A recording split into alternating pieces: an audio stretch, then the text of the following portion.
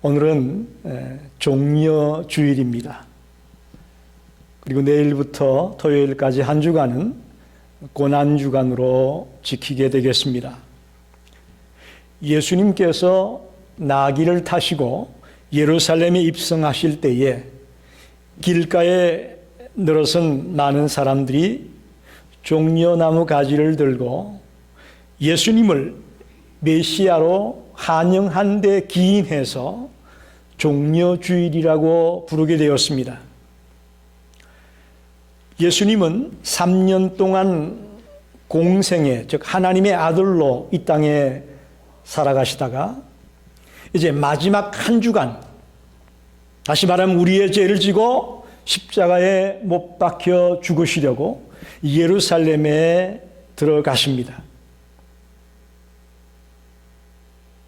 죄 없으신 예수님이 이 땅의 모든 인생들의 죄를 짊어지고 구원 사역을 완성하시려고 예루살렘에 입성하십니다.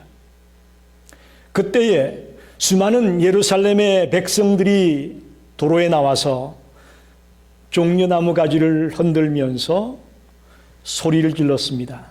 호산나 다윗의 자손이여, 호산나 다윗의 자손이여. 이 호산나라는 말은 히브리어 호시아나라는 히브리어가 헬라어로 호산나라고 바뀌어졌습니다. 이 호시아나라는 말은 이제 구원하소서 그런 뜻입니다. 이제 구원하소서. 즉 처음 예루살렘의 백성들은 예수님을 맞이하면서 이제 구원하소서, 우리의 구원자여 어서 오시옵소서라고 찬송하며 환영하며 예수님을 맞아들였습니다.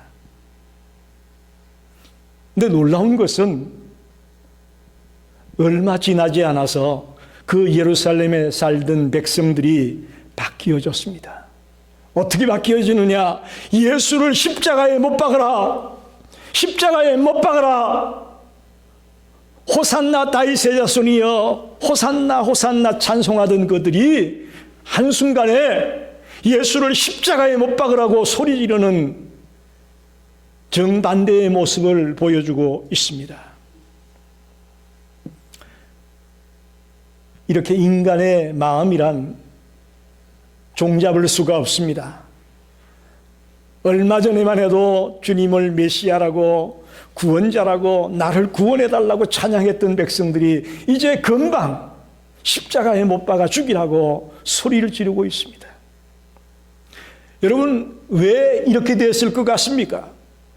왜 예수님 당시에 예루살렘 백성들이 이렇게 극과 극의 모습을 보였을까요? 이유는 단 한 가지입니다. 즉 그 땅의 백성들이 예수님을 자기들의 마음에 모셔드리지 못하고 그저 단지 예루살렘 성에 입성하는 것으로 끝났기 때문이 아니겠는가? 오늘 우리 그리스도인들에게 강력한 메시지를 주고 있다고 봅니다. 오늘 교회 안에도 군중 심리에 의해서 왔다 갔다 하는 무리들이 많이 있음을 알고 있습니다. 즉 1대1로 예수 그리스도를 나의 구주로 영접하지 못한 모습으로 군중 심리에 의해서 그저 뭔가 하나 믿어야 되니까 그렇게 교회만 왔다 갔다 하는 백성들이 있을 수 있다는 것을 우리는 알아야 됩니다. 진실로 예수를 내 마음속에 모셔드리지 못한 자가 있다면 오늘 이 말씀을 통해 예루살렘에 입성했던 그 예수님을 내 마음속에 모셔드리는 그런 성도들이 되시길 간절히 축원합니다. 그럴 때에 이 종려주일이 의미가 있는 겁니다. 나하고 상관이 없는 예수 그리스도 아무 의미가 없습니다.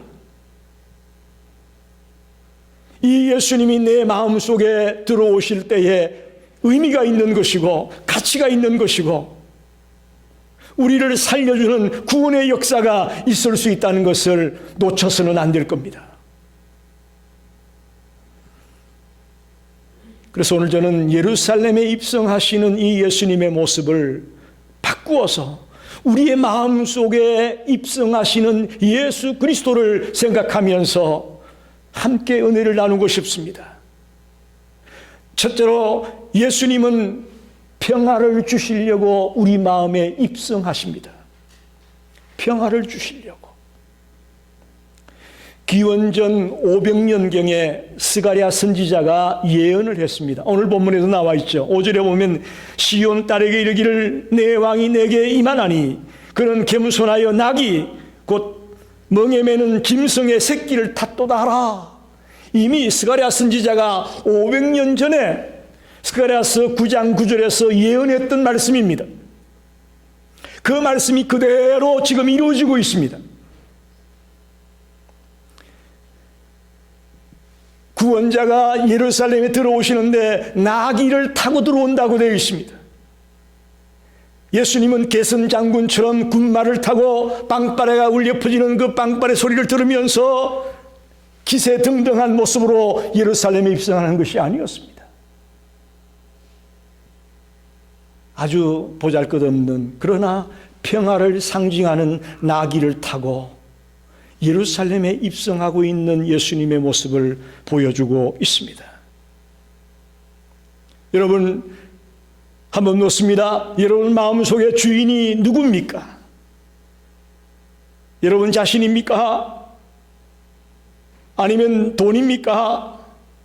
아니면 명예입니까? 아니면 권력입니까? 무엇이 여러분 마음속에 지금 주인입니까? 만약에 돈이 마음의 주인이라면 모든 일이 탐욕으로 얼룩질 것입니다.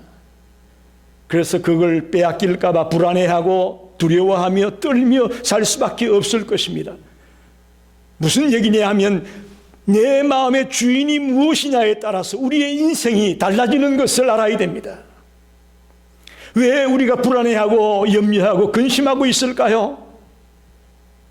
성경적으로 말하면 평화의 왕으로 오시는 예수 그리스도가 내 마음의 주인이 못 되었기 때문에 우리는 지금 불안하고 있습니다. 두려워하고 있는 겁니다. 지금 코로나 바이러스 때문에 두려워하고 있습니다. 염려하고 있습니다. 백신을 맞았다고 하지만 그러나 아직도 안심할 수가 없습니다.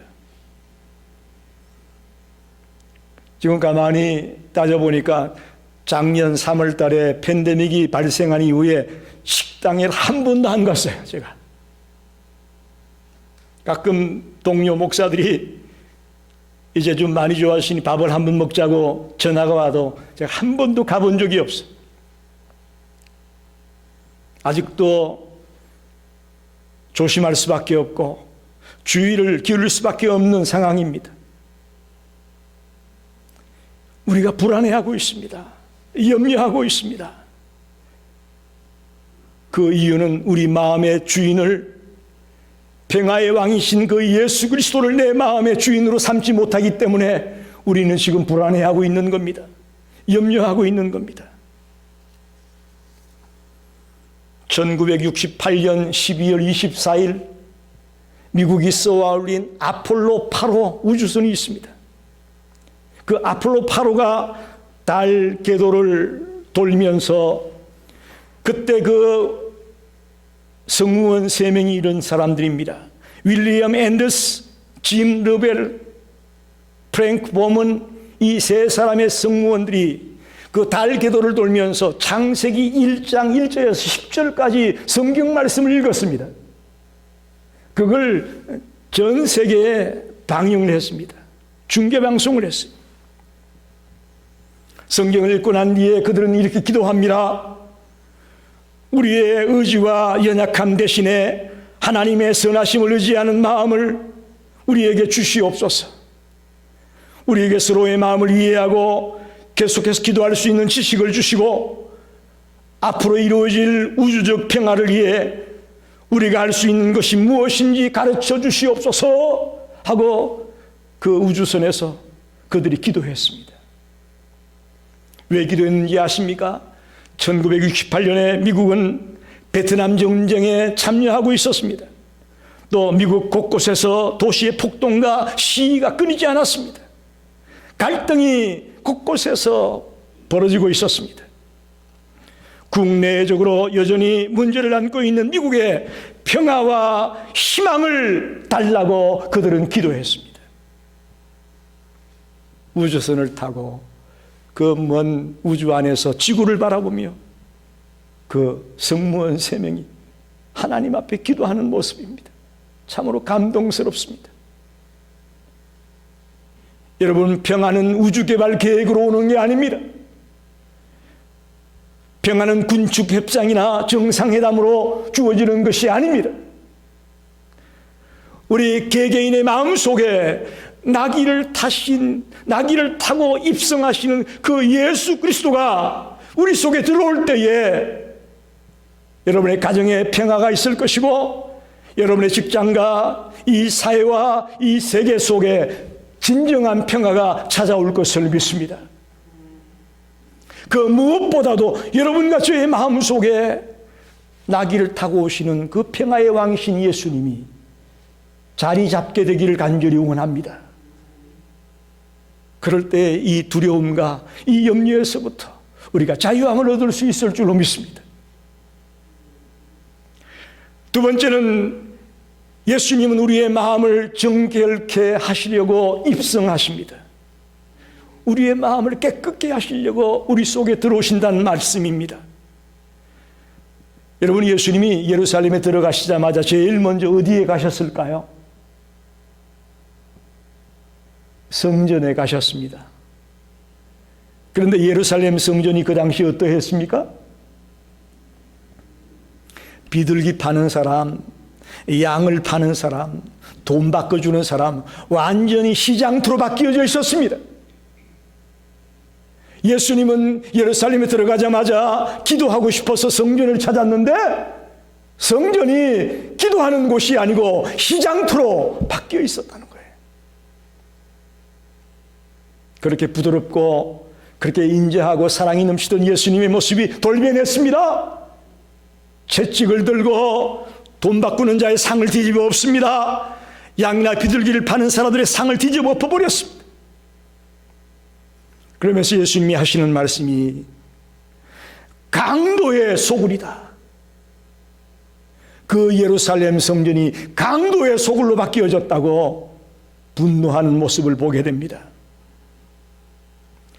당시에 부패했던 종교 지도자들과 교회의 모습을 지적하는 주님의 모습입니다. 오늘 주님은 우리 마음속에 들어오셔서 우리 속에 있는 우상적인 것, 부정적인 것, 부정하고 더러운 것, 이런 것들을 정결케 하기 원하심을 믿으시기 바랍니다. 우리가 아무리 회개했다고 할지라도 우리는 또 순간 넘어질 수밖에 없는 어리석은 자임을 압니다. 이 땅에 완벽한 인간은 없습니다. 죄 없는 인간은 없습니다. 그런 우리들에게 주님께서 들어오셔서 우리의 마음을 정결케 하고 우리의 마음을 깨끗게 하기 원하시는 것을 믿으시기 바랍니다. 그래서 들어오시는 거예요. 출애굽한 이후에 이스라엘 백성들이 시내산 근처에 와서 모세는 시내산으로 율법을 받기 위해서 올라갔습니다. 그러자 이스라엘 백성들이 어떻게 합니까? 아론을 꼬드겨서 금송아지를 만들어 놓고 이 금송아지가 우리를 지켜주는 자고 우리를 인도해 주는 자라고 그 금신상 앞에 절을 춤을 추고 난리법석이 벌어졌습니다.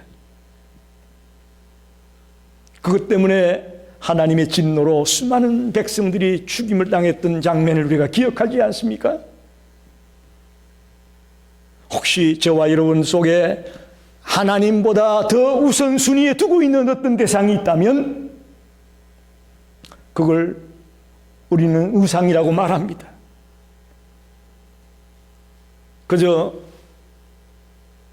현실적으로 우상 그러면 어떤 형상을 만들어 놓고 거기에 가서 빌고 하는 그걸 우리가 우상이라고 말하겠지만, 더 깊이 들어가서 우상이 무엇냐고 말한다면 하나님보다도 더 우선순위에 두고 있는 어떤 대상을 우리는 우상이라고 할 수 있을 것입니다.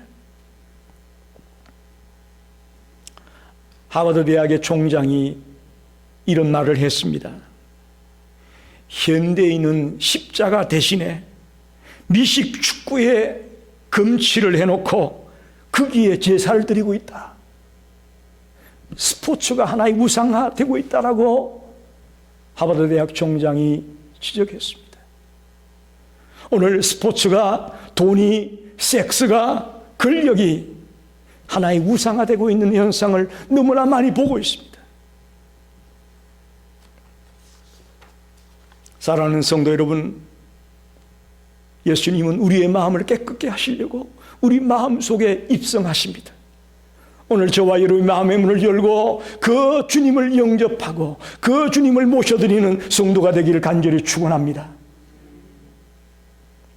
세 번째는 예수님은 우리에게 믿음의 능력을 보여주려고 입성하십니다. 믿음의 능력을 보여주시려고.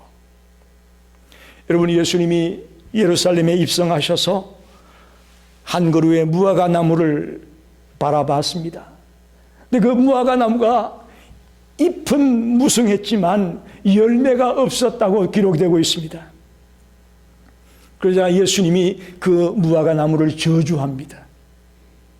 그러자 그 무화과 나무가 잎이 노랗게 변하면서 말라 죽어버립니다. 이것은 예수님께서 심판주로 오셔서 열매 없는 교인들을 심판하겠다는 교훈도 이 속에 담겨 있습니다. 다음날 아침에 베드로와 제자들이 길을 가다가 그 말라 비틀어진 무화과 나무를 보게 되었습니다. 그래서 예수님께 묻습니다. 예수님, 어저께 예수님이 저주한 저 무화과 나무가 말라 비틀어 죽었습니다. 어떻게 된 겁니까? 라고 물었습니다. 그때 예수님은 부정적인 차원에서 말하지 아니하고 긍정적인 차원에서 대답을 하십니다.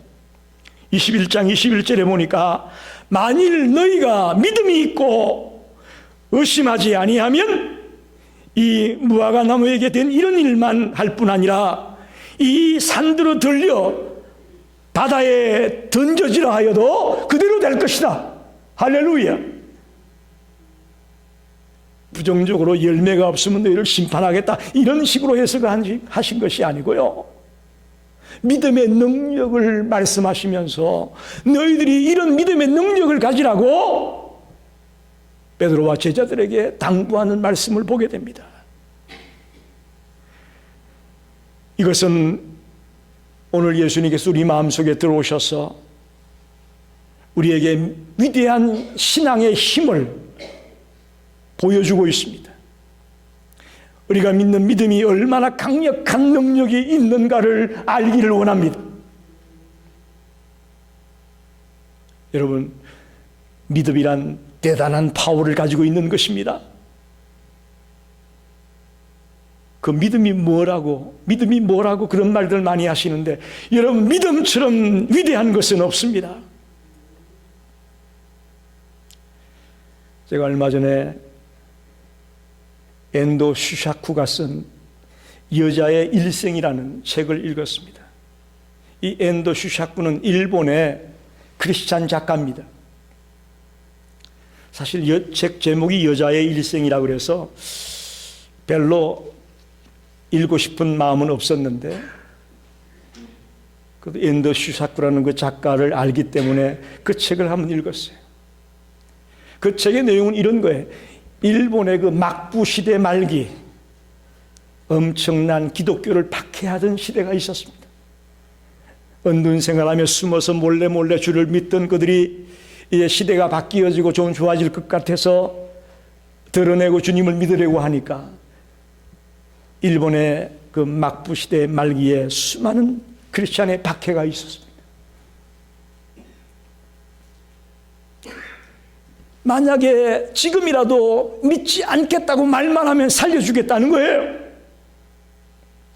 그러나 너희들이 정말 끝까지 믿겠다고 하면 악랄한 방법으로 비참하게 그들을 몰아붙이는 거예요.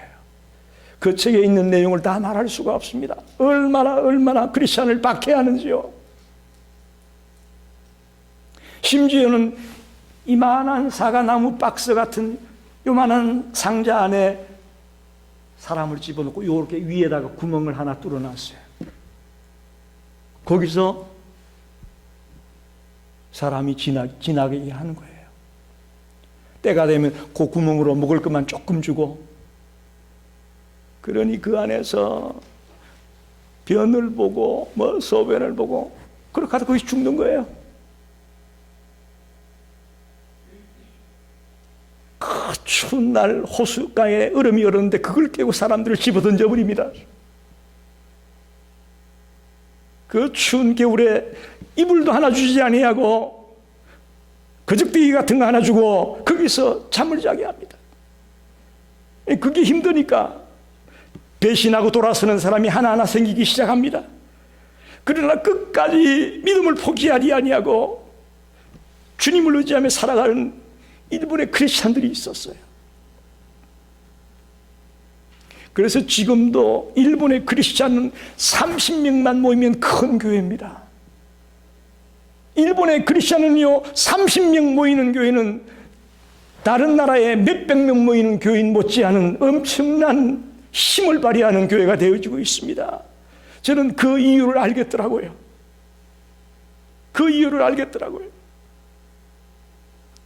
저는 그 말을 읽으면서 믿음의 능력이 이런 것이구나, 믿음이 이렇게 놀라운 파워를 가지고 있구나 하는 것을 깨달았습니다.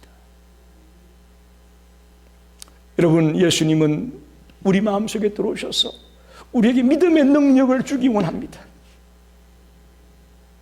우리 시카고 열린교회 성도들이 흔들거리는 그런 믿음의 사람이 되지 말고 정말 뜨거운 믿음의 능력들을 소유하는 성도가 다 되기를 간절히 축원합니다. 마지막으로 예수님은 우리의 죄를 용서해 주시려고 우리 마음속에 입성하십니다. 예수님이 십자가에 달리시기 전에 겟세마네 동산에서 기도하셨던 장면을 기억하시죠? 땀방울이 핏빛으로 변할 정도로 간절하게 애절하게 기도하셨던 주님을 기억합니다. 심지어는 너무너무 괴로우니까 제자들에게 나를 위해서 기도해달라고 요청할 정도로 주님은 괴로워하며 기도했습니다. 그 이후에 그는 온갖 모욕을 당하며 엄청난 고난과 박해 가운데, 핍박 가운데 고통나다가 십자가에 못 박혀 돌아가십니다. 한마디로 모든 진액이 다 빠져나가야 죽는 게 십자가의 형벌입니다. 이 땅의 형벌 중에 가장 고통스러운 형벌이 십자가형입니다. 여러분, 왜 예수님이 이런 형벌을 받으셔야 했을까요?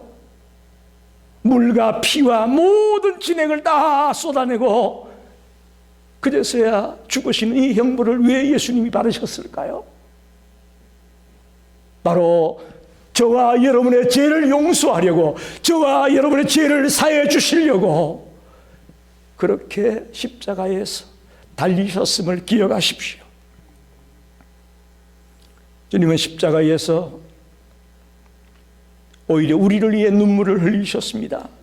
자신의 고통 때문에 우는 것이 아니고 우리를 위해 눈물을 흘리시며 묵묵히 그 길을 가셨던 주님을 생각해 보십시오. 기독교는 속죄의 종교입니다. 죄를 용서해주고 사해주는 종교입니다. 고통이나 죽음이나 질병, 이것도 문제겠지만 더 큰 문제는 죄에 있다고 성경은 말하고 있습니다. 저와 여러분에게서 가장 중요한 문제가 있다면 죄의 문제입니다. 그래서 기독교는 죄를 중요하게 생각하고 그 죄에서 용서함 받는, 사함 받는 이것이야말로 가장 선결되어야 될 일이라고 가르치고 있습니다. 예수님이 저와 여러분의 마음속에 들어오셔서 우리 속에 입성하셔서 우리의 추하고 들어온 모든 죄악을 깨끗하게 씻어주기를 원하고 있습니다. 미가서 7장 19절에 이런 말씀이 있습니다. 다시 우리를 불쌍히 여기셔서 우리의 죄악을 발로 밟으시고 우리의 모든 죄를 깊은 바다에 던지셨다. 저와 여러분이 우리의 죄를 자백하기만 하면 우리의 모든 죄를 깊은 바다 속에 던져버리겠다고 말씀합니다. 할렐루야. 우리가 고백한 죄를 기억도 하지 않겠다고 말씀합니다. 하나님께서는 예수 그리스도의 핏값으로 우리의 죄를 용서해 주셨습니다. 깊은 바다 속에 던져버렸습니다. 어느 누구도 볼 수 없고 어느 누구도 그 죄를 찾을 수 없도록 해 주셨습니다. 할렐루야입니다. 나 혼자만 갖고 있는 그 비밀스러운 죄와 허물과 추한 것들을 또다시 볼 수 없도록 하시겠다고 말씀합니다. 어떤 자에게 예수 그리스도를 나의 구주로 영접하고 나의 모든 죄를 통해 자복하는 자의 그 모든 죄악들은 또다시 기억도 하지 않겠다고 말씀합니다. 우리는 이 긍휼을 베푸시는 하나님의 보좌 앞에 이제 담대히 나아갈 수가 있게 되었습니다. 할렐루야. 추하고 더러운 죄악들이 있는 모습으로는 주님의 보좌 앞에 나아갈 수가 없을 터인데 주님이 모든 죄를 깊은 바닷속에 던져버리고 이제 용서받은 자가 되었기에 주님의 보좌 앞에 나아갈 수 있는 자가 된 것입니다. 요한일서 1장 9절에 만일 우리가 우리의 죄를 자백하면 주는 미쁘시고 의로우사 우리의 모든 죄를 사하시며 우리를 모든 불의에서 깨끗하게 하시겠다. 할렐루야. 우리의 죄를 자백하기만 하면 우리의 모든 죄를 사하시고 깨끗하게 하시겠다고 말씀합니다. 오늘 예루살렘에 입성하셨던 그 예수님이 저와 여러분의 마음속에 입성하기를 원합니다. 그래서 우리의 더럽고 추한 이 죄를 사해 주시고 용서해 주시기를 간절히 원합니다. 말씀을 정리합니다. 오늘 종려주일입니다. 예수님이 처음 예루살렘을 입성할 때는 많은 무리들이 호산나 다윗의 자손이여 예수님을 메시아로 환영하고 찬양을 하며 주님을 맞았습니다. 그러나 얼마 지나지 않아 예수를 십자가에 못 박으라고 소리치는 자들로 바뀌어졌습니다. 왜 그렇습니까? 그들은 군중 심리에 의해서 그저 예수 따라 구경꾼으로 가다가 그렇게 전락되고 만 것입니다. 진정으로 그 예수를 마음속에 영접했다면, 예수님을 내 마음속에 입성시켰다면 그런 가오는 범하지 않았을 것입니다. 그런 어리석은 자리에 들어가지는 않았을 것입니다. 그런데 오늘 저와 여러분은 어떻습니까? 과연 예수님을 1대1로 만나셨습니까? 한번 묻고 싶습니다. 여러분 1대1로 주님을 만나셨나요? 그 주님을 여러분 마음속에 모셨나요? 지금 여러분의 마음의 주인이 누굽니까? 여러분 자신입니까? 어떤 세상의 명예나 건세입니까? 정말 주님을 나의 주인으로 내 마음속에 입성시킬 때에 우리의 삶이 변화될 수가 있습니다. 진정한 평화가 찾아오고요, 우리의 마음이 정결케 되어지고요, 우리에게 믿음의 능력이 생기고요, 우리의 모든 죄가 용서함 받은 하나님의 자녀로서 이제 부활의 소망을 바라보며, 부활의 그날을 바라보며 달려갈 수 있는 믿음의 사람으로 우뚝 설 수가 있음을 믿습니다. 사랑하는 성도 여러분, 이제 다음 주일이면 부활주일입니다. 이왕이면 저와 여러분이 그리스도를 나의 구주로 내 마음속에 모셔드리고 영접하여 정말 부활의 주님을 맞을 수 있는 그런 성도들이 다 되시기를 간절히 축원합니다. 기도하겠습니다.